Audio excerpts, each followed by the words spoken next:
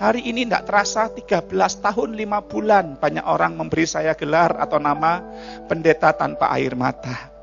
Kita sepertinya di batas akhir kekuatan kita. Saya berkata, Tuhan, saya sudah berobat keliling ke beberapa negara, tapi mereka semua angkat tangan dengan kondisi mata saya. Saya tidak punya air mata. Bapak Ibu enak punya masalah bisa curhat sama Bu Gembala, sama temen sambil nangis. Habis nangis kan hatinya lega toh. Saya tidak bisa nangis Bapak Ibu. Sampai hari ini kalau saya paksa nangis, kelopak mata saya kiri kanan atas dan bawah seperti diperes, tidak keluar airnya, nyeri. Daripada saya rasa nyeri, lebih baik saya nggak usah nangis Bapak Ibu. Itu secara ilmu kejiwaan tingkat depresi saya jauh lebih tinggi dari Bapak Ibu. Tingkat stres saya, tingkat emosi saya harusnya lebih tinggi dari orang-orang yang bisa menangis. Tapi puji Tuhan kalau ada orang yang bisa membuat saya kuat menghadapi semua ini, menghadapi semua pergumulan hidup saya, itu tangan Tuhan yang menopang hidup saya. Itu tangan Tuhan yang memampukan hidup saya untuk saya hadapi semua dengan tegar. Masalah dalam pergumulan hidup ataupun pelayanan saya hadapi semua dengan hati. Kalau cuma sekedar tidak punya air mata, is okay lah, no problem Bapak Ibu.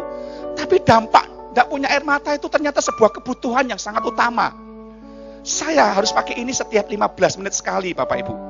Ini yang botol besar, yang ini yang botol kecil. Yang kecil ini 15 ml hanya untuk 1 hari.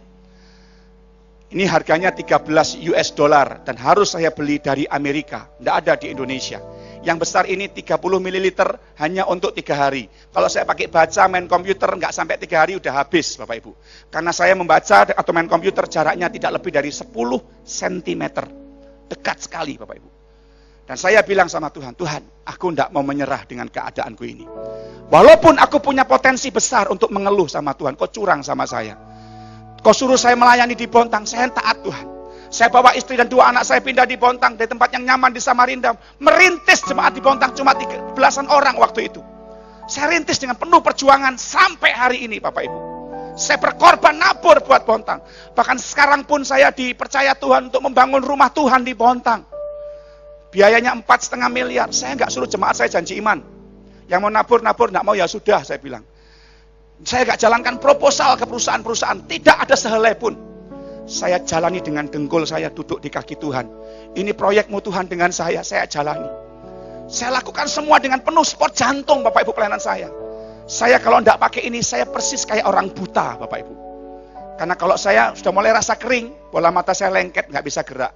Kalau saya paksa gerak, itu bisa melukai kornea mata saya.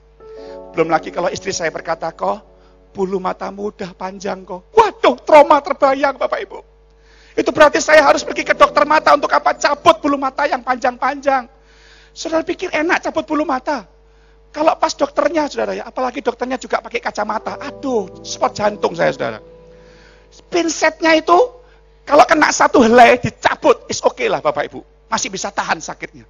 Tapi kadang-kadang pinsetnya kena 2 helai dicabut bareng, itu sakitnya sampai ke ubun-ubun Bapak Ibu. Nggak percaya sini saya coba. Sakit loh saudara, sungguhan. Sakit bener. Dan waktu dengar bulu mata udah mulai panjang, aduh Tuhan, saya udah mulai terbayang traumanya. Kalau nggak dicabut bisa nusuk kornea. Kornea saya bisa mengalami luka. Karena dampak saya nggak punya air mata ini adalah saya tidak dapat melihat dengan jelas lebih dari 1 meter. Jujur di tempat ini saya nggak bisa lihat saudara. Yang namanya jatuh dari tangga ini, wah sudah sering saya Bapak Ibu. Sudah sangat sering. Karena sewaktu-waktu sangat berbahaya sekali dengan kondisi mata saya seperti ini.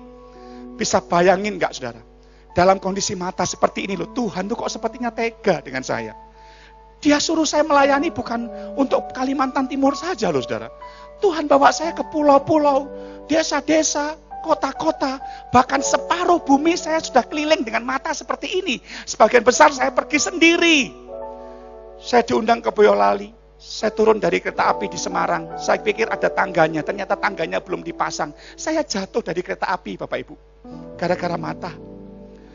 Saya mau besuk, mau mengunjungi tokonya jemaat saya yang punya rumah di Bontang. Saya mau nyebrang jalan Bapak Ibu. Di depan dia Bapak Ibu. Jemaat saya lihat gembalanya ditabrak sepeda motor. Nyebrang jalan kaki, saya sudah tengok kiri kanan tidak ada benda bergerak.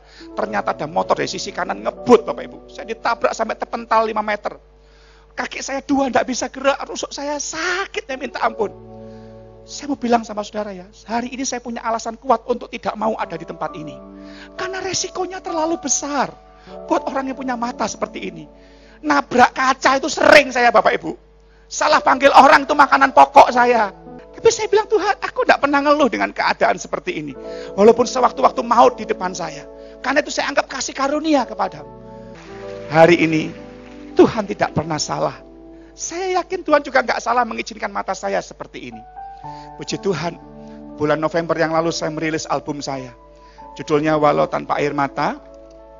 Di depan ada mungkin dijual, isinya juga ada lagu-lagu saya dan kesaksian saya. Kenapa mata saya bisa seperti ini. Saya rindu supaya saudara yang hari-hari ini merasa bebanmu berat, dengar baik-baik. Ternyata di luar sana masih ada orang yang bebannya lebih berat dari saudara. Dan mereka bisa bersyukur tuh. Mereka bisa menyembah Tuhan dengan keadaannya. Mereka tetap bisa bilang Tuhan itu baik. Dan salah satu dari mereka mungkin Samuel Irwan. Saya rindu lewat pujian ini Anda dikuatkan. Saya tidak pernah menyerah dengan keadaan saya. Karena saya tahu Dia beserta dengan saya.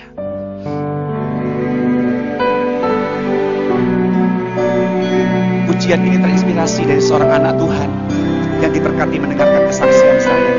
Dan dia membuatkan lagu ini buat saya. Tanpa mata pun ku kan melayanimu, tanpa mata pun selalu mencintaimu. Apalah arti hanya tanpa air mata, semua yang ku punya tuh kemuliaan-Mu. Ku mau melayanimu, ku mau mengasihimu, ke ujung dunia Kau utus, ku siap melayanimu. Kau berjalan bersamaku, lewati maut di depanku, tetap ku setia sampai akhir hidupku.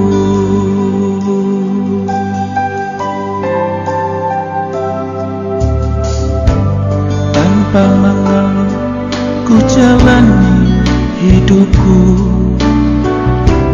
dengan bersyukur ku terima kehendak-Mu.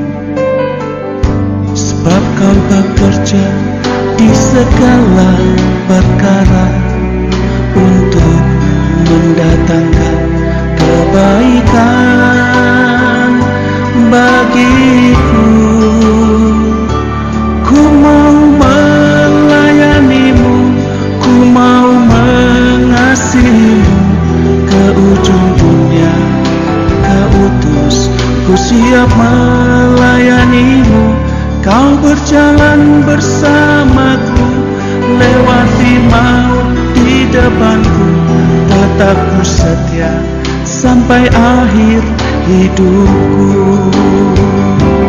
Ku mau melayanimu, ku mau mengasihimu, ke ujung dunia Kau utus, ku siap melayanimu.